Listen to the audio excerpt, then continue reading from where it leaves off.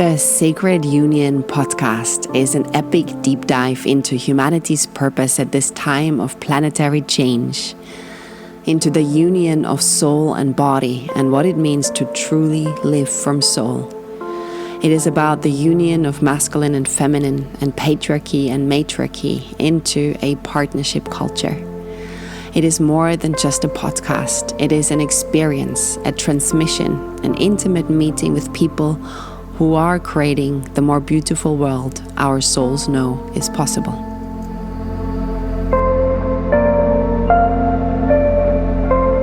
Welcome to another episode of the Sacred Union podcast. I am Bibi Gratzer, your host, and today I am interviewing Alicia Dieminger. She's a psychologist and a psychodynamic psychotherapist, a Hakomi body-centered psychotherapist and relationship coach. She works for public relations at the ZEGG community and seminar center near Berlin. Alicia has 20 years of experience supporting individuals, couples, and groups. Her work integrates psychology, mindfulness, and body-based therapies with lived experience in long-term partnership, co-parenting, polyamory, and sacred sexuality. She now focuses on meditation and Kundalini activation, conscious relationships, emotional healing, and guiding couples through both reconnection or conscious separation. I have chosen Alicia as an interview partner because she works for ZEGG. And for all those who don't know ZEGG, it is a conscious and egalitarian community and seminar center near Berlin in Germany. And it was originally founded by Dieter Doom and Sabine Lichtenfels in the 1960s in sort of the hippie revolution. And then later the community separated and founded what is today known as Tamera, a community in Portugal. And then the rest of the community formed ZEGG, which is in Germany.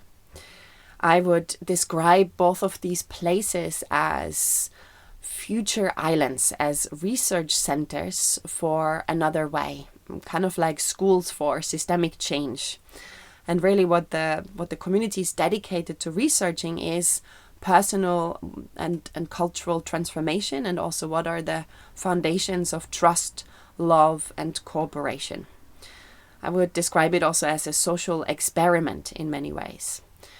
So I found this poignant after my interview with Luke Kemp last week, where we talked about systemic collapse, and I would consider this as an alternative way of life.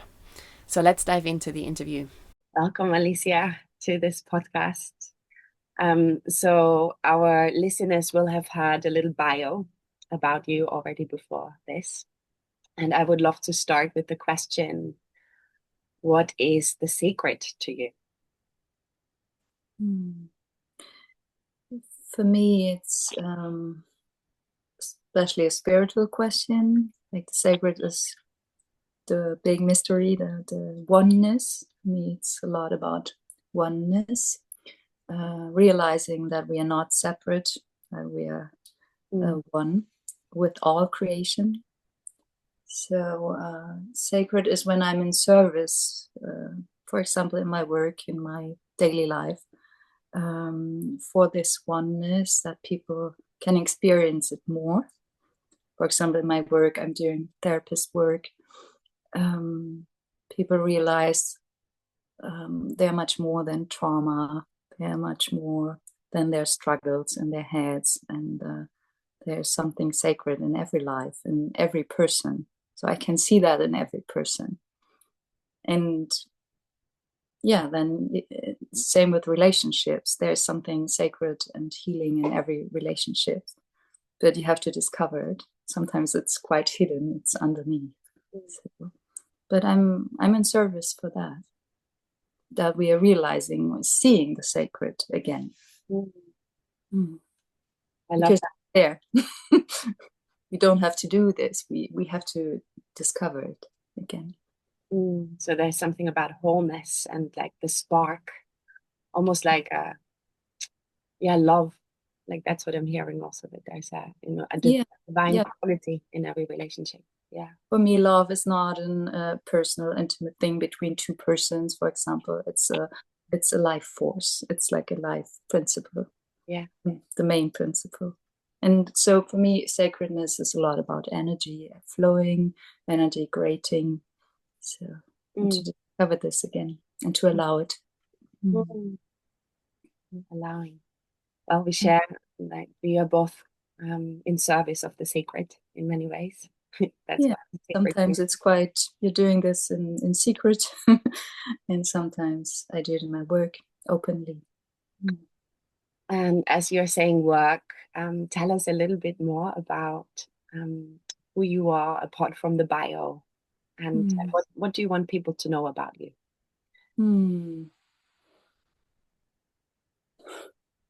I'm a learner. Like, I'm learning myself. I'm doing research for many years now about relationship, about how we are creating personality, and by now I say it's all about consciousness, how to be conscious with yourself, with others. Sometimes how to keep a little distance to the things you're thinking or behaving, like to be an observer. So I'm really happy to support people to get a little distance to their emotions and thoughts, and to step back a little bit, and in this observing and this pure consciousness, this stillness, and then realize, wow, it's not that hard actually. I can be grounded in that.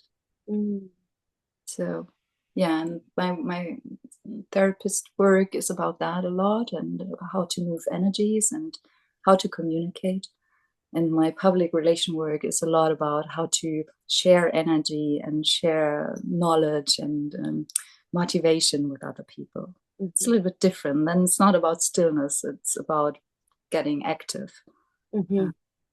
Defend the sacred, working for this, and doing cultural work and relationship work. So there are like two parts of me, like the still part, observing, and the part getting active and sharing this with others. And there I want to tell people, hey, you can do this too. Live your energy, and share it with the world. So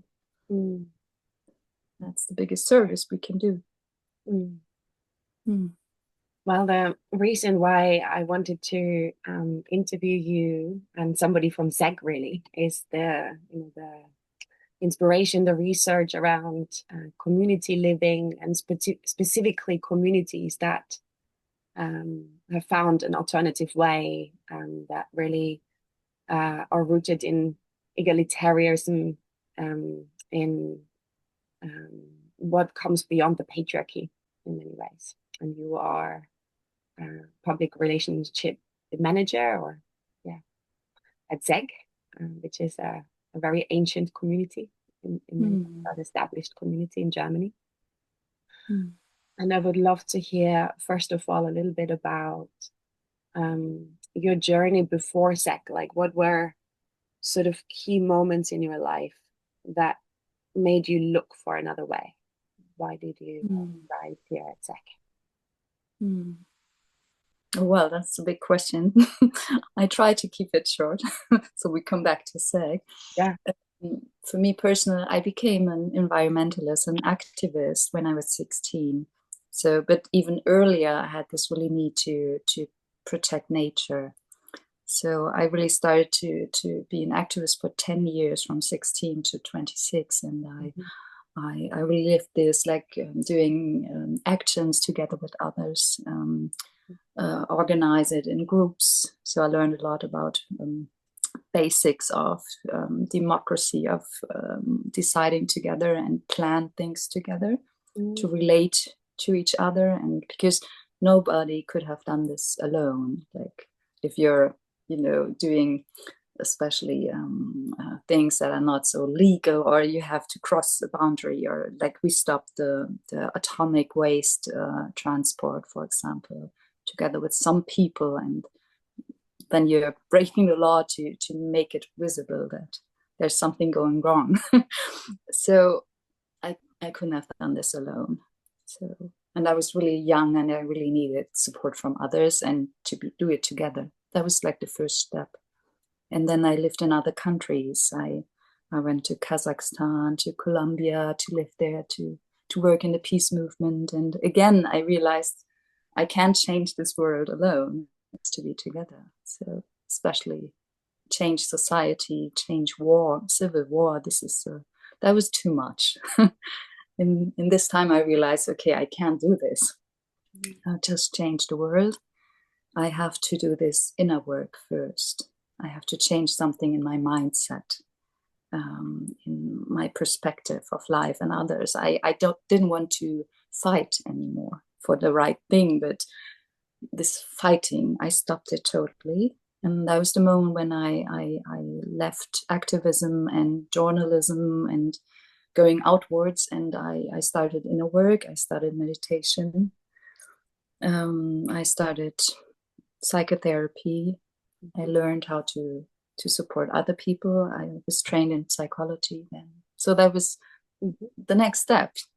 And I said, okay, we have to change first inside, and then we will treat nature and other people in a different way, because we treat ourselves in a more peaceful way or compassionate way. So I did this for a longer time, and then I realized, oh, but I'm missing this social work and like this bigger work. And so I went to ZEGG, because here I can do both. We are doing a lot of inner work, and this is like the base of our outward, our work towards society. And we're doing this a lot here. And I think we're really a community having a strong focus on relationships, on communication, on trying to do it in a different way. And then with this is the base, the home base. Then we're doing out of this, we're doing festivals. We are having 3,000 to 4,000 guests a year. And so let me slow you down a little bit here. Yeah, I wanna just reflect a few things, and then go maybe before we go into the activities that are happening at ZEGG, maybe explain a little bit what is it like. But I wanna just reflect that you started really early at age 16 as an activist, and like really seeing, or what I'm hearing is almost like this awareness that there's something with the world that doesn't sit right with you, and you wanted to stand for another way. Yes, for sure. And living in other countries helped me. I was raised also in France, and and then to live in Kazakhstan or Colombia, it really helped me to see, wow, we are complaining a lot in Germany. Like we have such a safe life here and privileged life, but people are not happy. This is really a fun. In Colombia, people lived in civil war, but they had a different attitude towards each other and life. So they seemed to be more happy. So this was quite interesting for me. Yeah. And also interesting as it is. Yeah, you mentioned Colombia there, because what I'm hearing about Colombia, I've never been, but I have a few friends from there, and I'm hearing that the community structures are still very intact in Colombia, for example. Yeah. And, almost bridging towards ZEGG and sort of what's different in what needs to change in our world, and sort of the awareness that community has a lot to do with that. Yeah.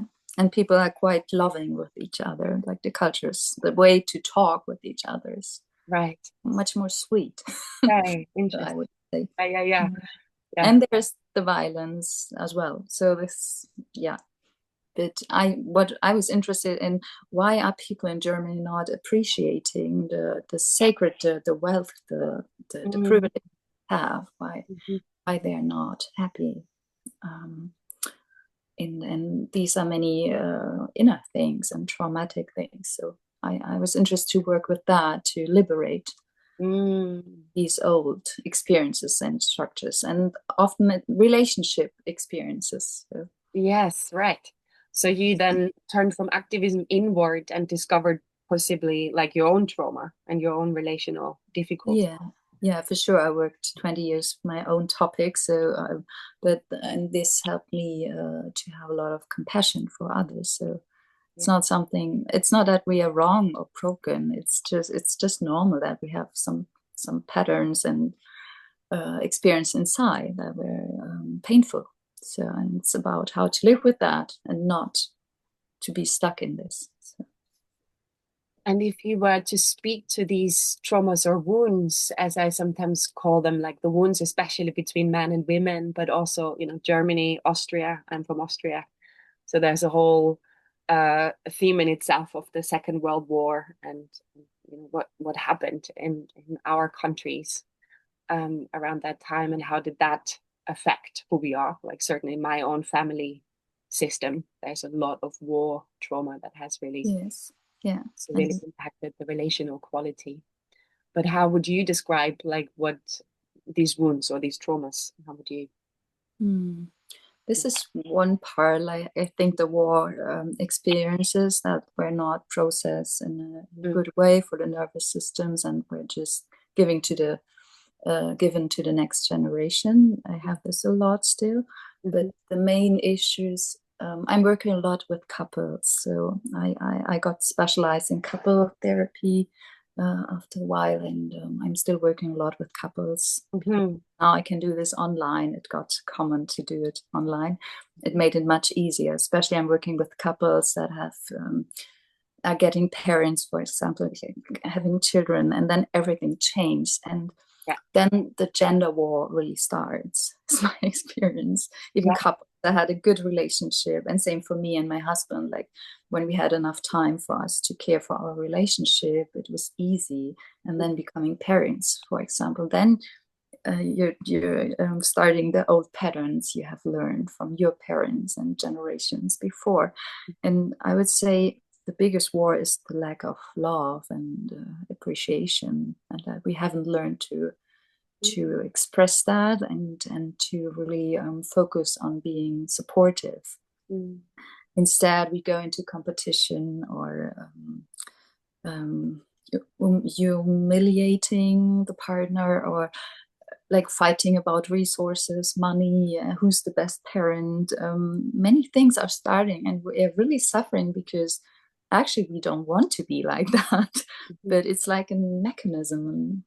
It's automatic that we repeat the patterns, and the patterns of, oh, I'm tired, I'm stressed, so I think it's not always the war topic. It's the way how we express our love or support each other or not, and why we don't do it when it's getting tough, especially in families. So actually, I'm mainly working how to understand better and bring consciousness in these patterns. What am I doing with them? The people I live most, I love most, like my kids, my partners. So, and getting out of this unconscious repeating of patterns and trauma behavior. That's why I'm such a fan of consciousness, to become aware. What am I doing? And to understand myself, to feel myself, to heal myself, and then to start to behave different and communicate different. And also here in community, like we are not, like we're making mistakes. We're making a lot of mistakes with each other, but we're trying again. That's the difference. We're not breaking up and going away. And the same in the gender war, in couple dynamics. That's the difference. If you stay and try to become conscious and to look at it together, or not, if you fight each other.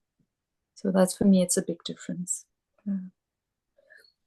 Well, and so for me, it's normal to get into these old gender patterns and wars dynamics. It's normal. You can't avoid it, but it's a big difference how you deal with it. And I try to support to deal with it in a more peaceful way, or a more compassionate way. Yeah. I'm particularly curious about that. Like, I guess,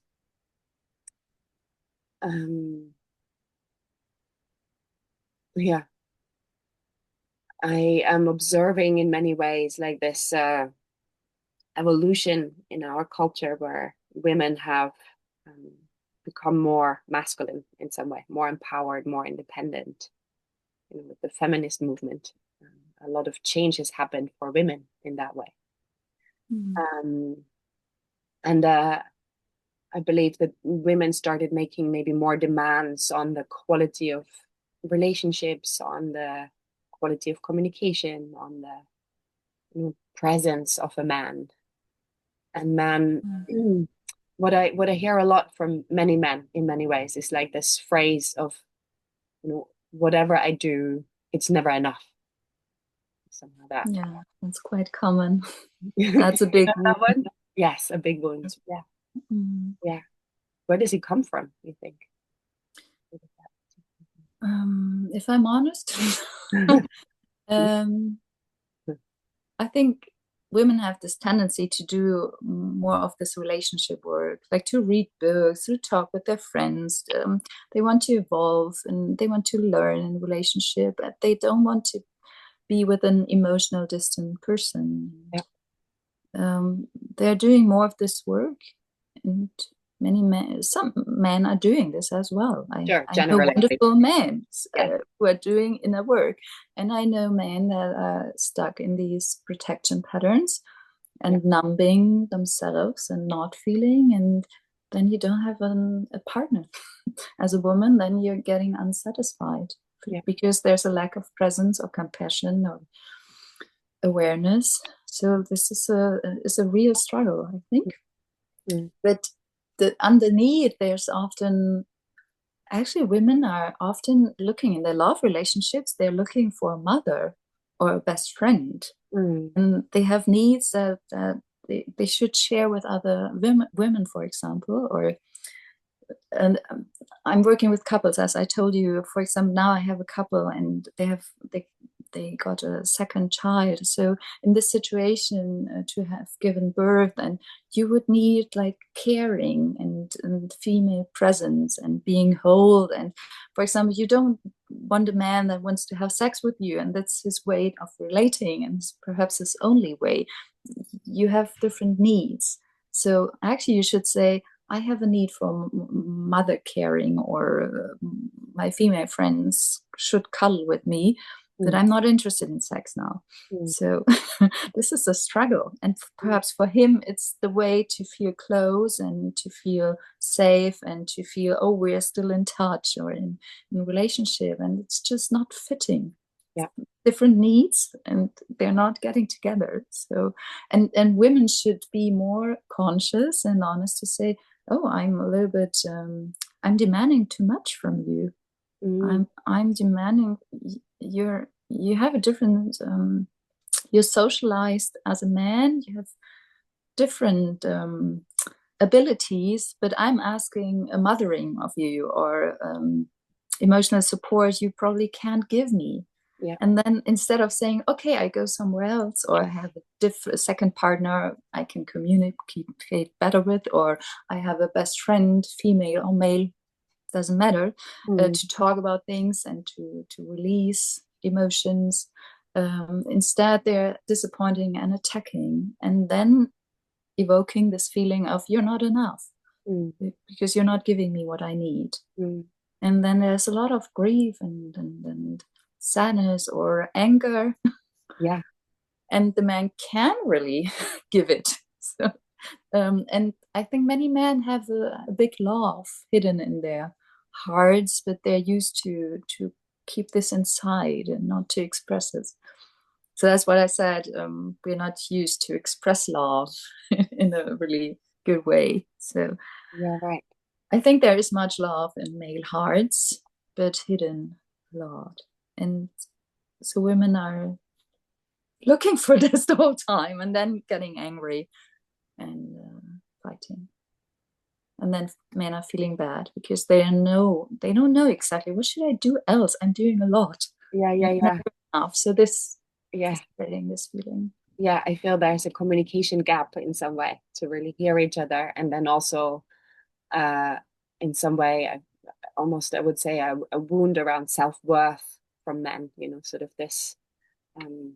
For sure. And all men were raised probably by women, by mothers, still like more. It's changing. For example, my husband, he did half of the childcare, and a lot of younger people are really sharing this, and the fathers are present, and doing their part of childcare, but the grown-up males are still raised by women, and like women being sad or depressed or not in their power, and then, or as little boys, they felt a little guilty, or oh, mommy's sad, it must be my fault, or now mommy's stressed and screaming around and it must be my fault. So it's like a little overwhelming sometimes, I think, the emotional expression of women. So, and if this happens again in the relationship, then sometimes they're just overwhelmed. And they would need a much more quiet or rational space to calm down. So I think sometimes men are much more emotional inside than women, because they're getting really rational and arguing and have many arguments and are really in their brains then. And many men are really overwhelmed on an emotional level in these fights. So, but we have different pictures. It's complex. It's really what we are trying to do in the community is to say, don't try to get everything in one relationship and from one person. This is already overwhelming. It's too much. Not one person can give you all this and answer to all your needs. It's not possible. Right. So we're trying to have different relationships. You should have a love research group where you can talk about your patterns, you're struggling, or where you can realize, oh, I'm not alone with this. It's collective. It's cultural. It's not our personal fight. Like many topics are cultural. Or have a good friend, or have a female women's group, or whatever, like have different social containers and encounters, and not only your partner. This is huge for me because in the partnership that I'm in now, he was married before for 8 years in a monogamous relationship. And when I met my partner, I had already gone through, I guess a relational awakening of some sort, and had this realization that the nuclear family mode in that sense doesn't work. Like I need to outsource some of my needs. Actually, we just came back from a weekend. He's a performer, a performance artist, a high wire walker.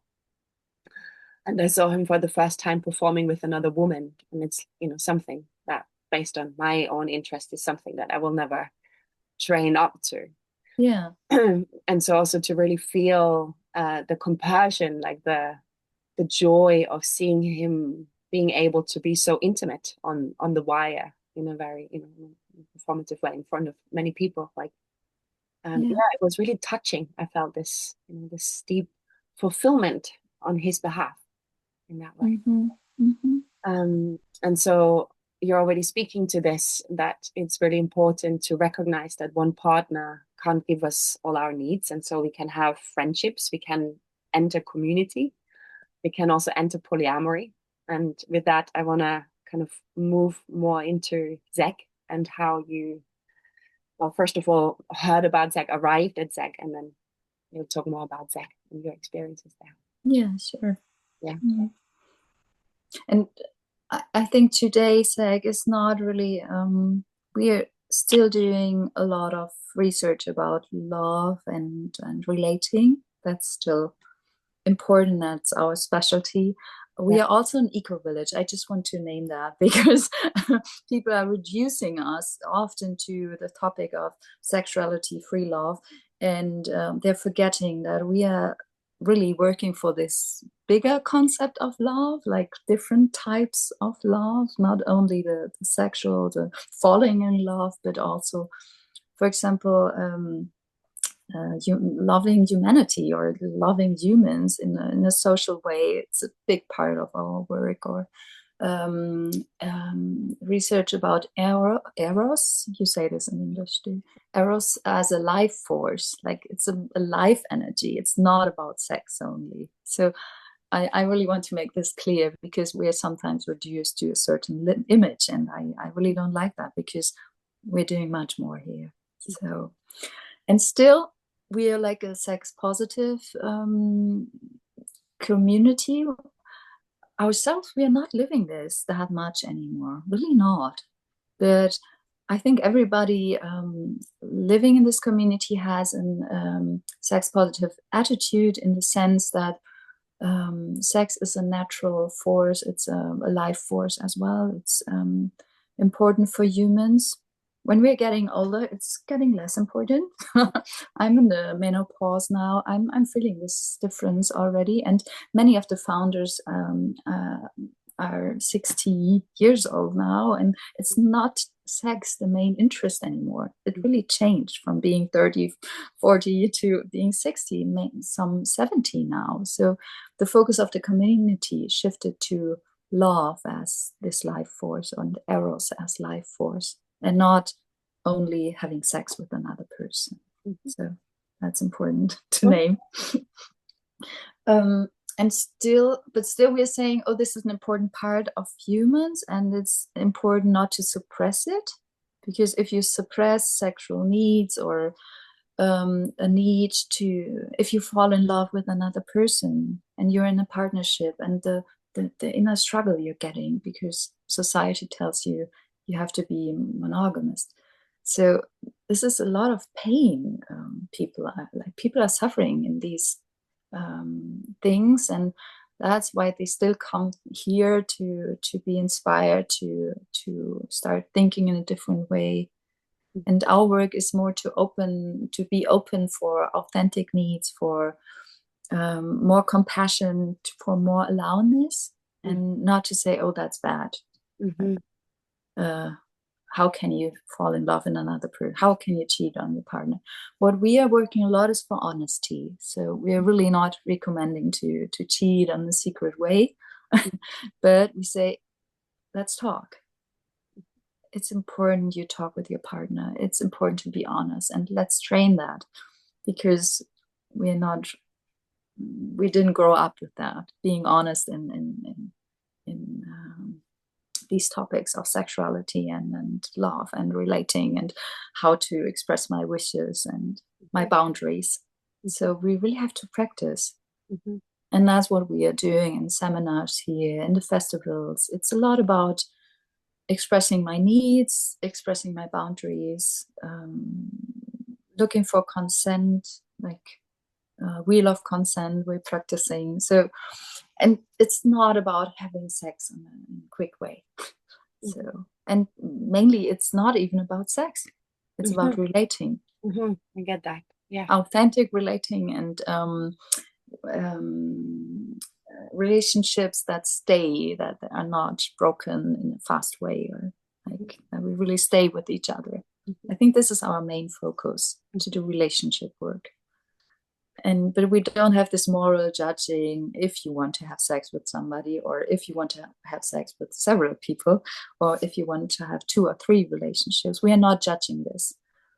And that's why people can come here and find new ways and a good solution for themselves in their private lives.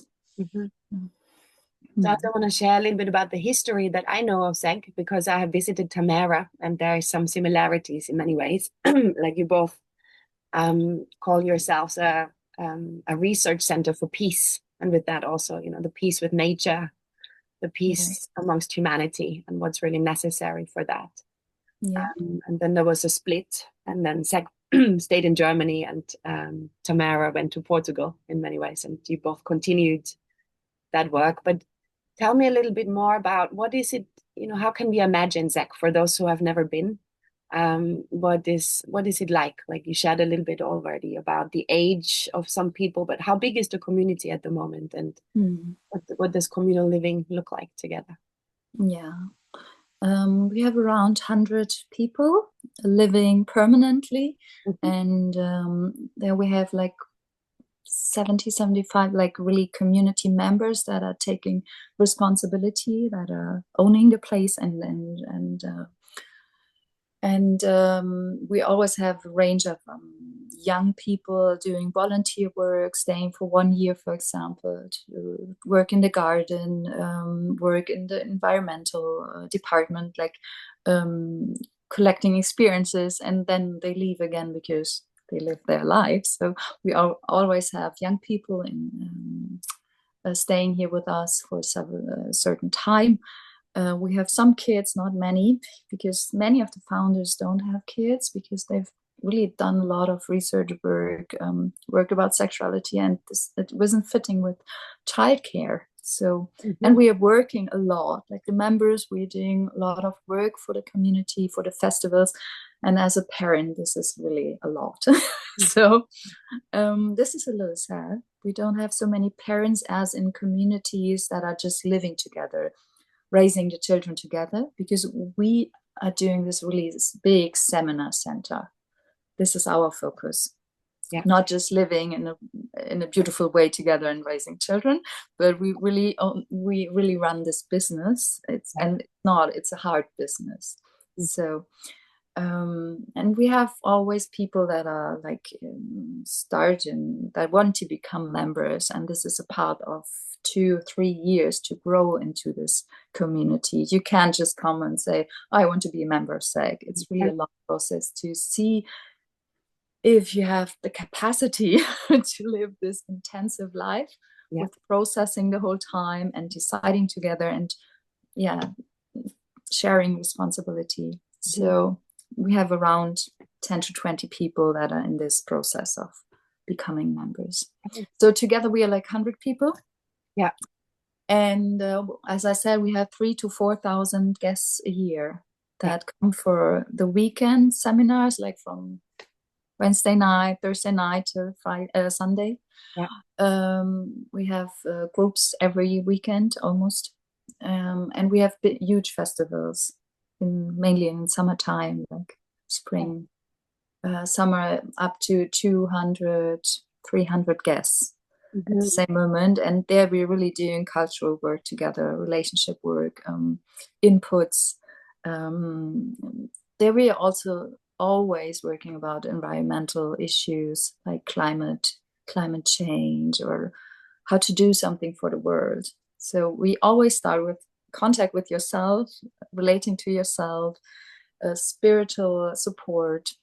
Then we go to relating to love, how to relate, and then how we can share this with the world. This is mainly the steps we are taking in the group processes. So, but you can also visit a seminar about gardening, organic farming, about sociocratic decision making, how to organize a community, about community building, about tantra. We have a wide range of seminars, and people just love to be here. It's like a huge place. We have lots of nature here, lots of plants, wild animals, and people just love to be here in a relaxed way. So they come back again and again. So our guests are part of the community as well in some way. Yeah. And they're spreading the things and relating, or the new relating, they spread it to their areas and regions. So we're really happy about that. Like the ripple effects that go into the world. And that's why I'm doing this whole work. And sometimes we community members that are really taking responsibility, sometimes we are tired, but then I see guests coming and that they're inspired and happy, and they find new friends, they find inspiration, and that makes me happy. I will definitely put the link to ZEGG and the events, and also the link to your podcast, because I listened to a few episodes also, one of which was, I think, one of the events you led at the summer camp, where there was a particular focus on youth.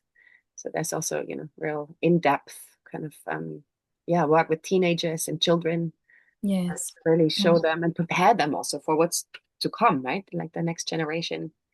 The 15-year-olds today won't have it easy. Yeah, even there are not many kids or young people living here, like the ones in the 20s, yes, but like not many kids we are raising here. But we're doing a lot of work for the young people. They're coming for the festivals every year, again and again. They're really, or we have love school, especially for young people. We already have like 2 parallel groups because there are so many, and they're coming several weekends during the year. And really relating and getting to know each other and doing this research already when they're 20. So this is really touching. Yeah. And, we have a lot of kids and youth during the festivals. There we So go. we really love that, like holding space for the young people and the new generation and culture.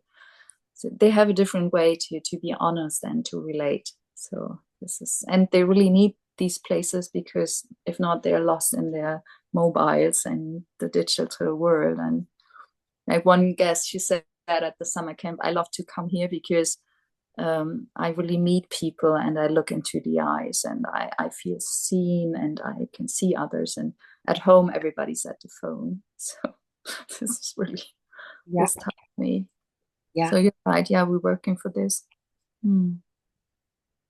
Yeah, so you will find this in the and we about a podcast, like we finally recorded two podcasts in English. So we just started the podcast. It's not that long time ago, so it's in German till now. But now we recorded a session about the youth exchange program with internationals, and I record one about permaculture with an Englishman. So.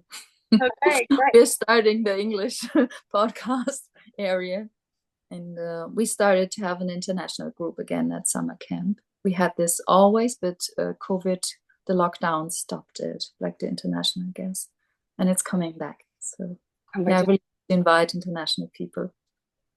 Great. Yeah, really important, obviously, here in England or wherever you're listening from, that there is an opportunity to come and obviously English, common shared language. I do want to hone in a little bit more about, before we come to an end of this podcast, but something that's so dear to my heart or that I'm interested in researching is like, really the how do we move from a culture of patriarchy and power over kind of structures into a more equal kind of way of being in power and governing. And I think, ZEGG is kind of known for having a different way, of how men and women are treating each other and how resources are shared, how decisions are being made. Yeah. I would love you to speak to that just a little bit more.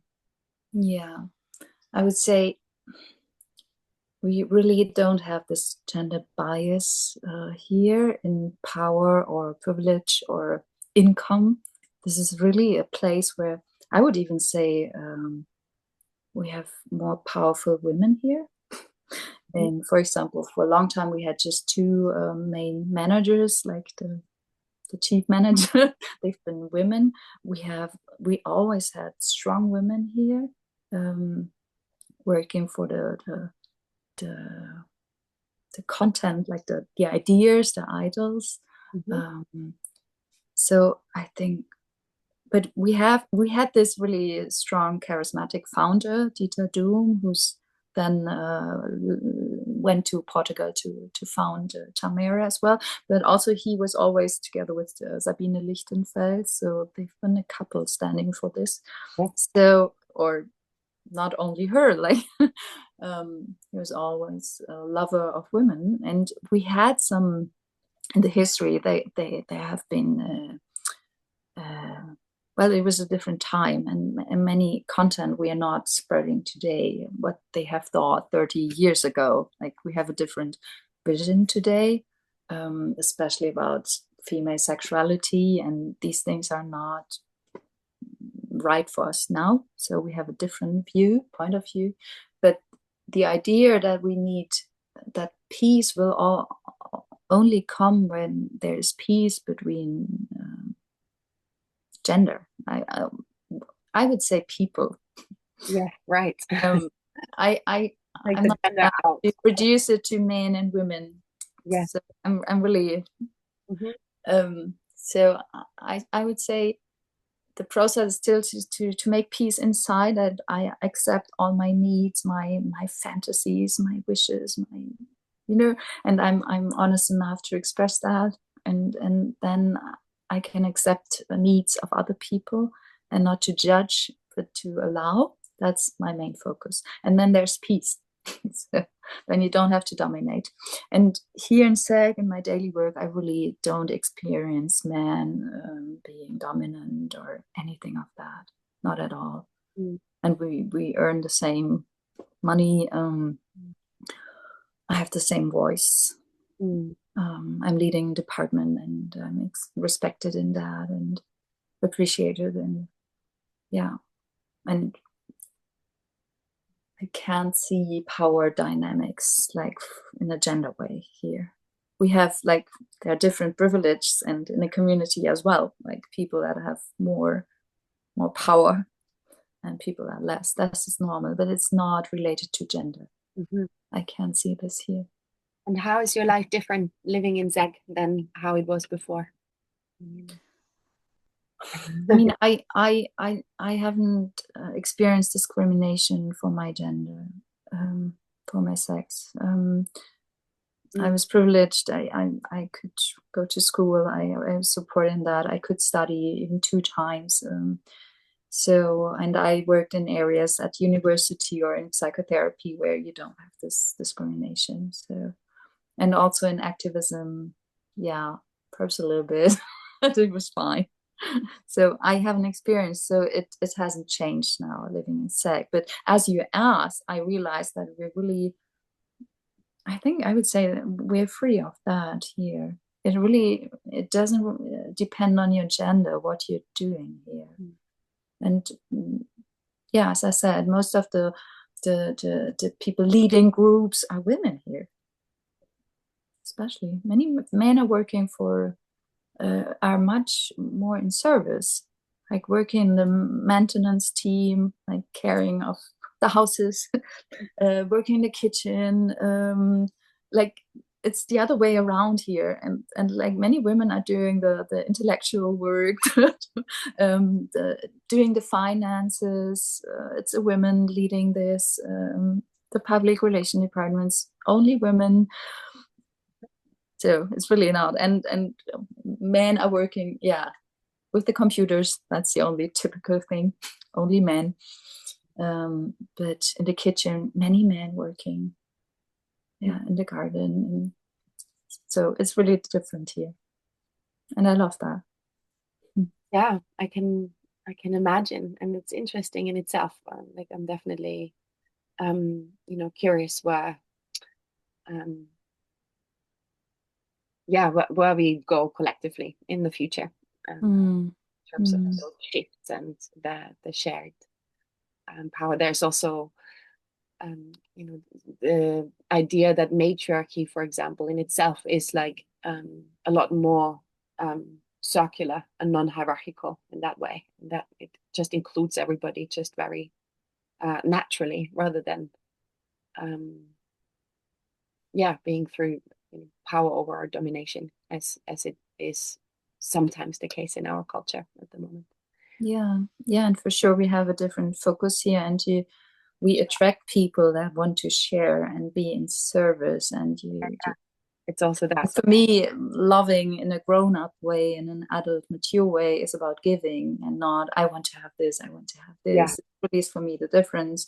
When you grow up in love, then you start to look, what can I contribute? And so to live in community and doing this big business together and not earning, for example, we don't earn much money. We it's a minimum wages we are paying to ourselves, and you have to have a different motivation.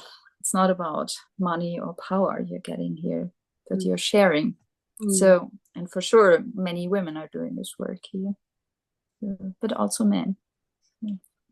Before we wrap up, I am curious if there is a practice or a particular message that you believe would be helpful to people, and if people would kind of share the impact that this whatever you're sharing has, is like nourishing you, and it's like, yeah, this is like why I want to keep going forward. Like, what would that be?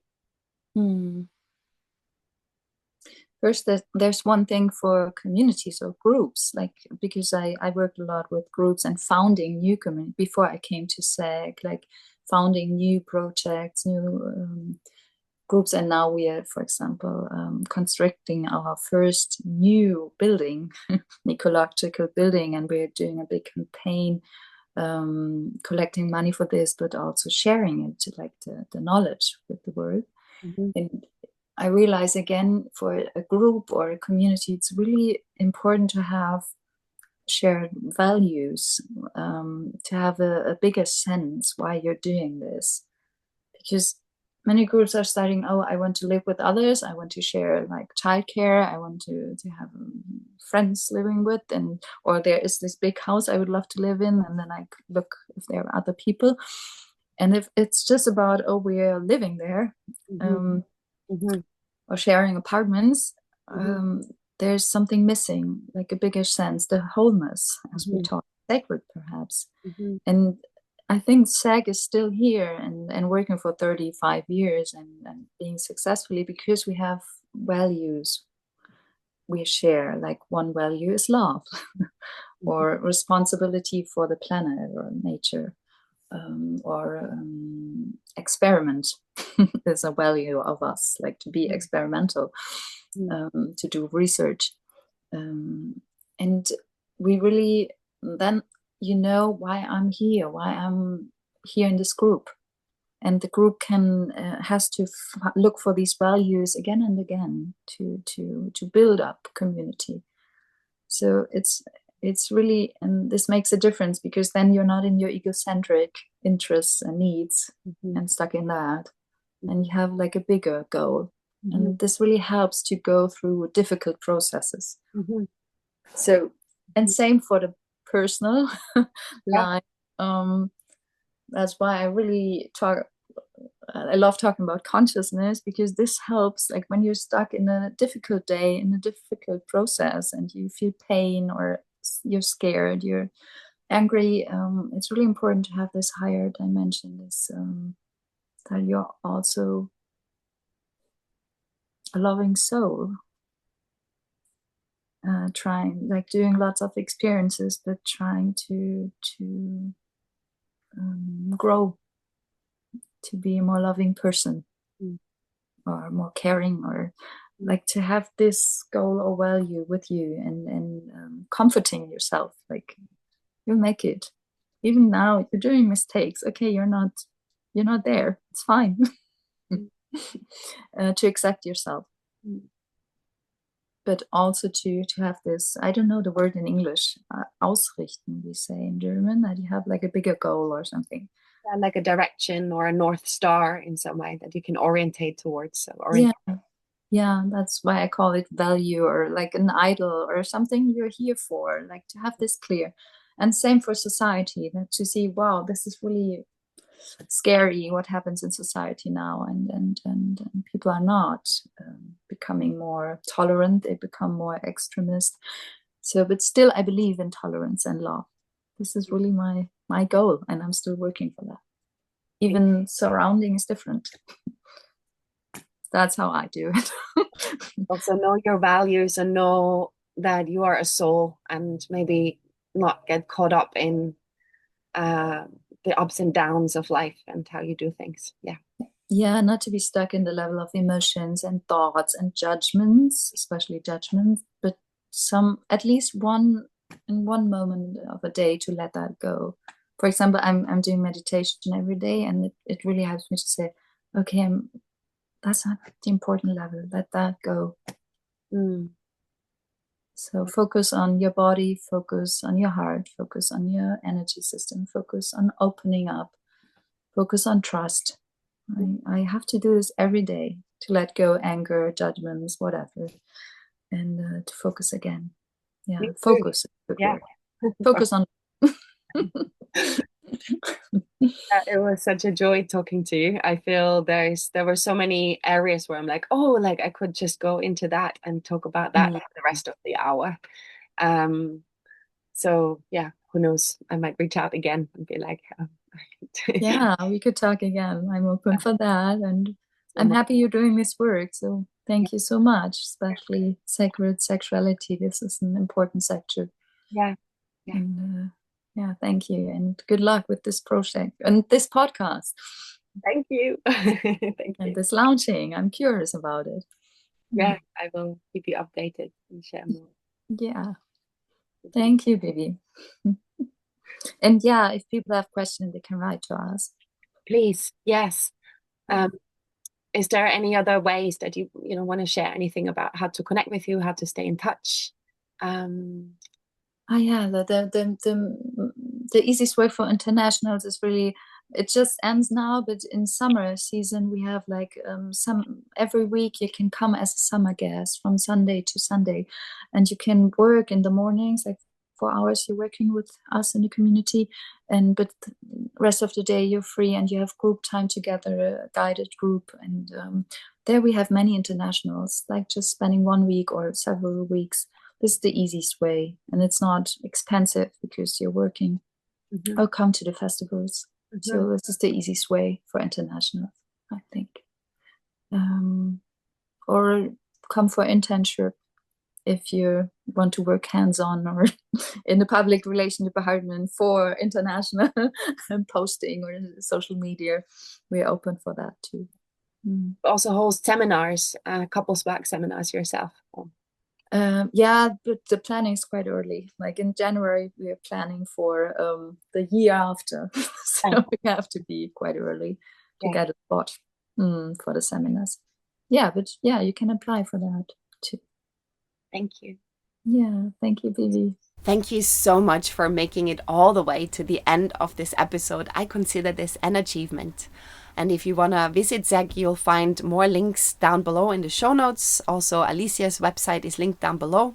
And if you want to continue to support the creation of this podcast, I'm inviting you to sign up to my email list. I know so many of us are swamped with newsletters on a daily basis, but I promise that reading my newsletter is worth it, as I share from my deepest truth on my triumphs and failures in sex, love, and relationships. And I also give practical tools and insights and share the newest podcast episodes as well as my latest offerings. I work specifically with couples who want to end the power struggle and come back into a resilient and strong relationship.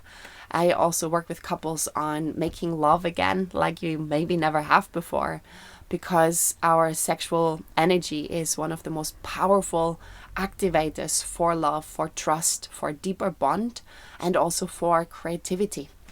But I also work with individuals and also offer Soul Initiation, which is a program for people who really want to make their transition, their transformation in life, and step up to become the leaders of this new earth. Thank you so much for being here with me. So much love to you for the rest of your day.